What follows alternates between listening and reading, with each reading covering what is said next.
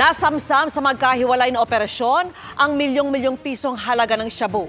3 ang arestado sa isang checkpoint sa Samar habang sa Baguio nagpanggap na turista ang nasa koteng suspect. Nakatutok si Marisol Abduraman, exclusive. Karapatan kayong kumuha ng abogado. Wala kayong...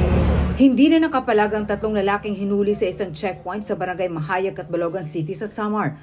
Nakuhanan sila ng nasa 3 kilo ng shabu na nagkakahalaga ng 20.4 million pesos. Bukod pa yan sa mga drug paraphernalia sa loob ng sinasakyan nilang pick-up. Sa impormasyon ng PDEA, galing dito sa Metro Manila ang nasabat na droga na target sanang dalhin sa Region 10 nang mahuli sa isang checkpoint sa Catbalogan, Samar. Pitbit daw ito ng mga tinatawag nilang kabayo o yung mga nagdadala lang ng drugs. Hindi nila alam kung sino nabigay sa kanila, hindi na kilala yon. At sino mabag sa kanila, iniwan lang ito yung susi. Susi doon. Yes, ma'am. Hindi, iwanan na rin sa sakyan. Ang item doon lang sa sakyan, hindi nilalabas yan.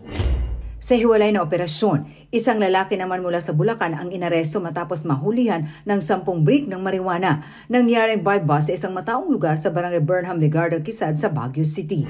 Trending din doon, nakala mo mga turista lang. Initially, ang item is ibababa niya ng Region 3 or NCR.